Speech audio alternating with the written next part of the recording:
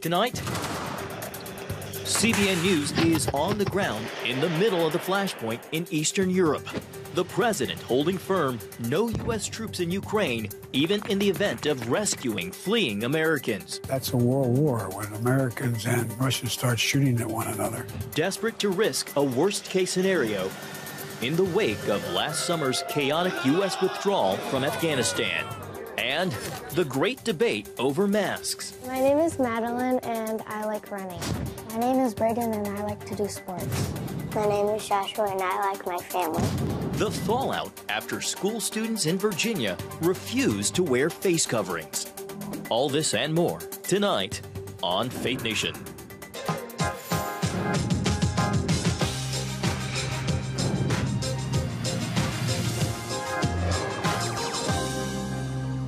A call for all Americans to leave Ukraine as a Russian military invasion appears even more imminent tonight. Welcome to Faith Nation from Washington, D.C. I'm John Jessup.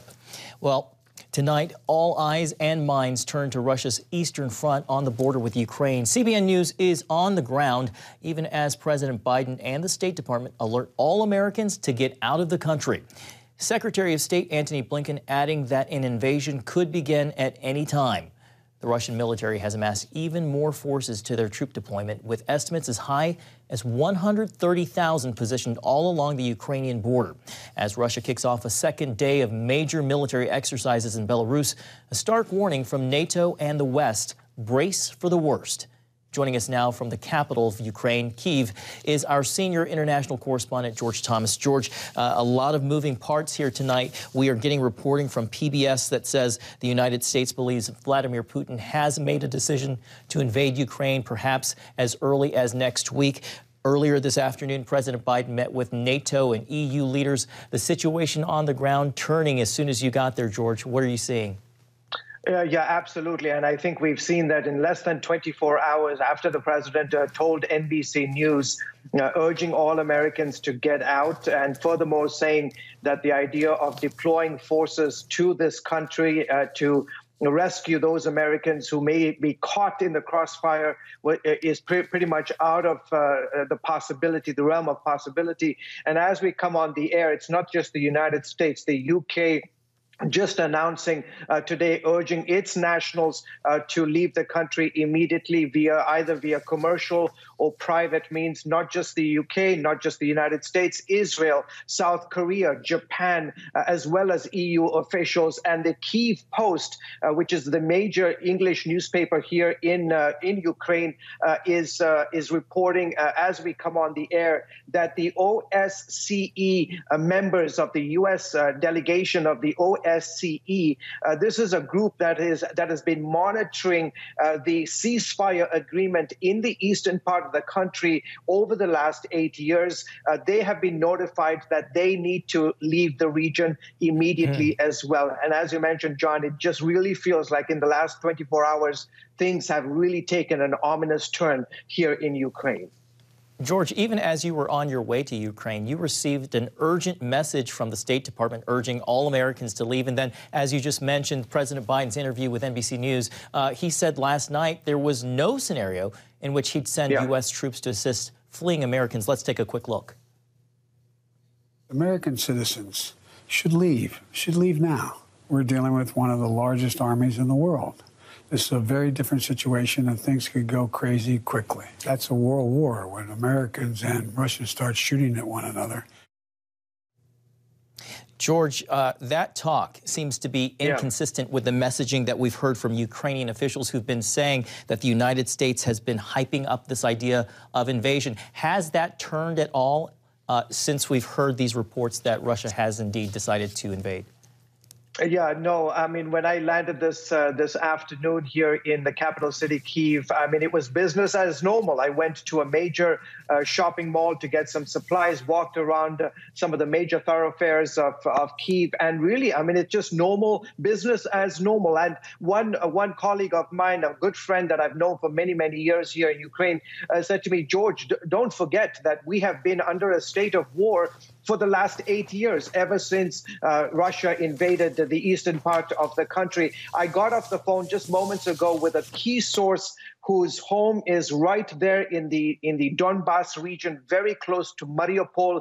In essence, if the Russians decide to launch this military incursion, his city stands in the way of the Russians making their way to the Crimea, in essence, to build a land bridge. And he said to me this evening, he says, George, I hear the reports, but I know that there are demonic spirits that are working in the heavenlies. And he says he's going to continue to pray that there would be confusion in the enemy's camp, not just among those who are on the front lines in terms of the Russians, as well as other players in the region. But he urged people around the world to pray for his nation, and that he said, tell your viewers, he said, George, tell your viewers that this is at the end of the day a battle for democracy, for freedom, that this is all about freedom, that Ukraine has enjoyed this level of freedom of economy, of religion, of politics for the last 30 years. And he says he looks at Putin and he looks at Russia,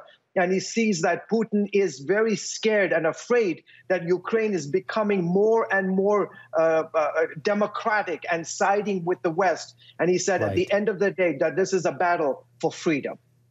George, I like the reminder that there's a spiritual component here. We just have a minute left. I'd like to remind folks that you were in Crimea when Russians invaded 8 years ago.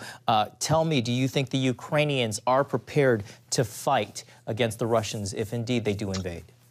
Yeah, in fact, I was in Crimea on February 28th, 8 years ago, the exact day when Russia walked into Crimea. A lot has changed in the last 8 years here. Obviously, the Ukrainians are better prepared than they were 8 years ago, but they're no match for the Russian army. But keep in mind also, Ukraine has about 2.53 million civilians that they can call up. And I'll tell you what, the Ukrainians have fight in them. In fact, I saw stories of babushkas, old Ukrainian grandmothers who said, we will fight. They were busy making tents and getting ready. So there is a spirit here, a fighting spirit here in Ukraine that the Russians are going to go up against, and we'll see what happens.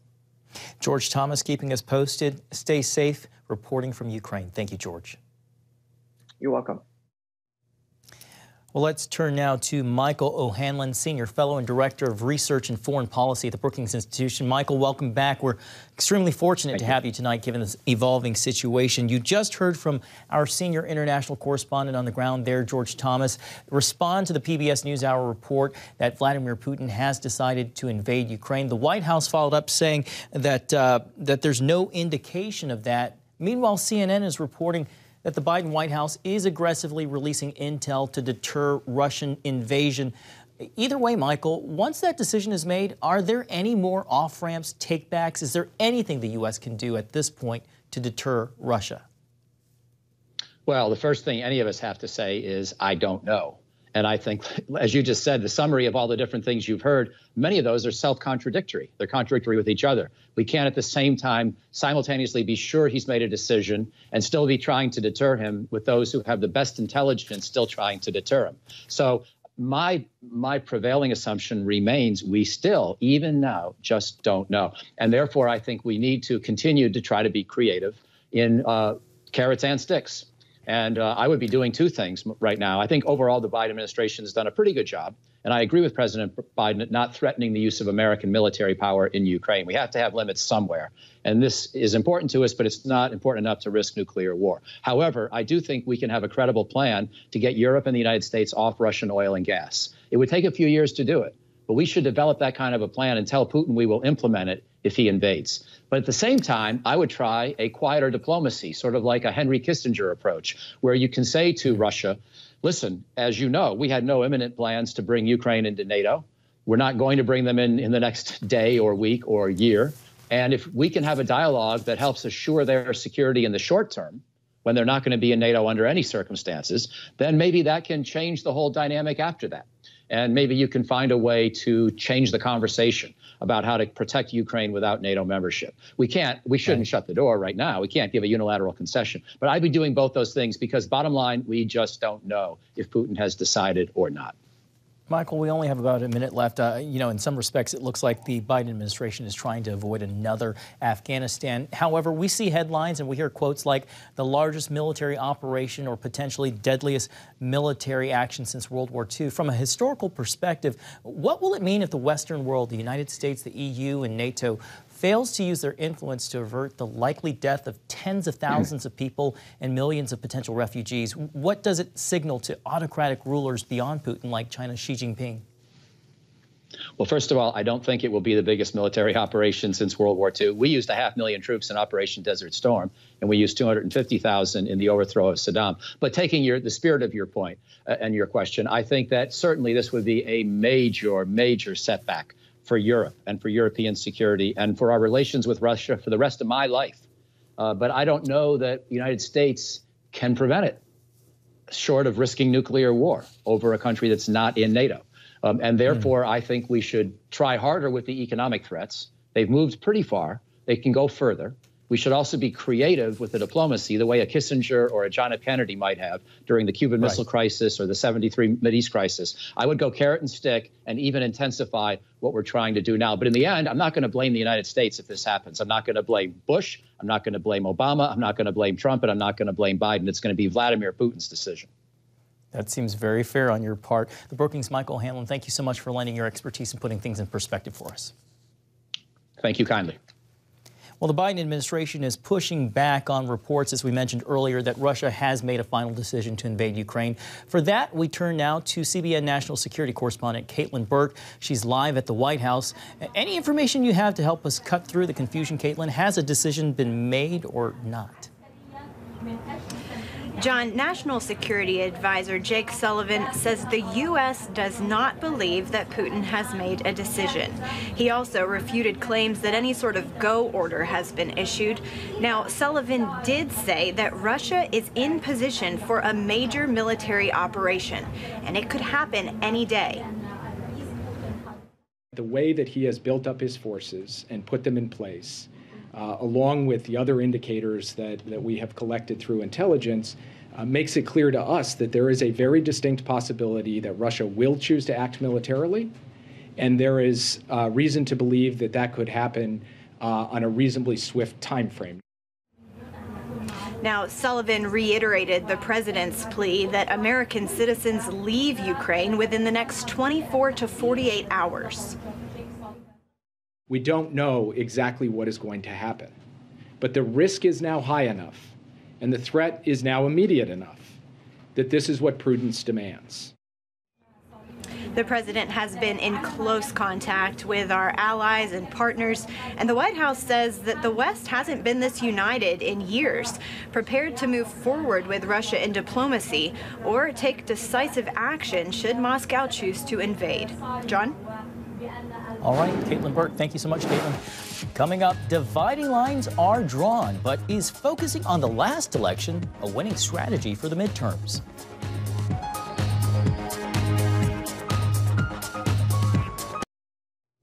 Welcome back. The rift over the future of the Republican Party is trickling down to defining the right strategy for the upcoming midterms in November. A number of congressional hopefuls are adopting former President Trump's claim that the 2020 election was stolen. There's only one candidate in this race for U.S. Senate who's willing to say that the election was stolen from Donald J. Trump. And I'm willing to say that because it's the truth. Joining us now, Julia Manchester, political reporter with The Hill. Julia, welcome back to Faith Nation. So we just heard from Josh Mandel there from Ohio. That strategy, Julia, is it a winning one or does it look too far back into the rearview mirror? You know, it depends. I think it depends how much they balance that strategy with talking about other issues like inflation and the economy, issues that actually impact Americans every single day of their life. You know, the election integrity issue, sure, that's a good Republican base issue that could rile up the base. However, I don't know if that's necessarily a good general election strategy. In fact, if you look back to Georgia's Senate elections in 2021, we saw that President Trump's constant focus on election integrity in that state didn't exactly help the Republicans running. Julia, people have tried to declare the GOP inter-party civil war over, pointing to former President Trump's hold on the GOP. But these fundraising hauls from folks like Liz Cheney and others seem to suggest that the insurgency against the stranglehold of President Trump on that party is not a done deal, unless maybe, Julia, we're reading too much into the race for money?